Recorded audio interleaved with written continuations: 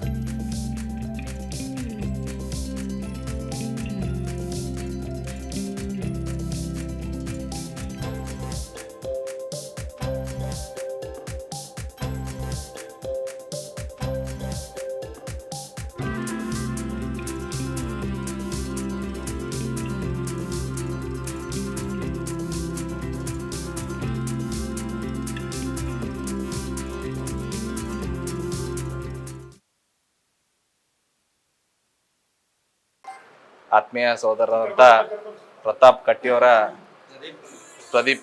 ಕಟ್ಟಿಯವರ ಜನ್ಮದಿನದ ಪ್ರಯುಕ್ತ ಅವರ ಗೆಳೆಯರ ಬಳಗದಿಂದ ಇವತ್ತ ಬಿದಾಪುರ ನಿರಾಶ್ರಿತರ ಕೇಂದ್ರದಲ್ಲಿ ಅನ್ನ ಸಂತರ್ಪಣೆ ಮಾಡುವ ಮೂಲಕ ಒಂದು ಅರ್ಥಗರ್ಭಿತ ಹುಟ್ಟುಹಬ್ಬನ ಅವರ ಗೆಳೆಯರು ಹಮ್ಮಿಕೊಂಡಿದ್ದಾರೆ. ಮುಂಬರುವ ದಿನಗಳಲ್ಲಿ ಪ್ರದೀಪ್ ಅವರು ಇನ್ನೂ ಎತ್ತರಕ್ಕೆ ಬೆಳೀಲಿ ಅಂತ ಆಶಿಸ್ತಾ ಮತ್ತೊಮ್ಮೆ ಅವರಿಗೆ ಜನ್ಮದಿನದ ಶುಭಾಶಯಗಳು ಕೋರ್ತಾರೆ. ಪ್ರದೀಪ್ ಕಟ್ಟಿ ಅಣ್ಣಾಜಿ ಜನ್ಮದಿನ ಪ್ರಯುಕ್ತ ಅನ್ನ ಸಂತರ್ಪಣೆ ಕಾರ್ಯಕ್ರಮ ಹಮ್ಮಿಕೊಂಡಿದ್ದೇವೆ. ಅದು PK ಗ್ರೂಪ್ಸ್ ವತಿಯಿಂದ ಈ ಅನ್ನ ಸಂತರ್ಪಣೆ ಕಾರ್ಯಕ್ರಮ ಹಮ್ಮಿಕೊಂಡಿದ್ದೇವೆ.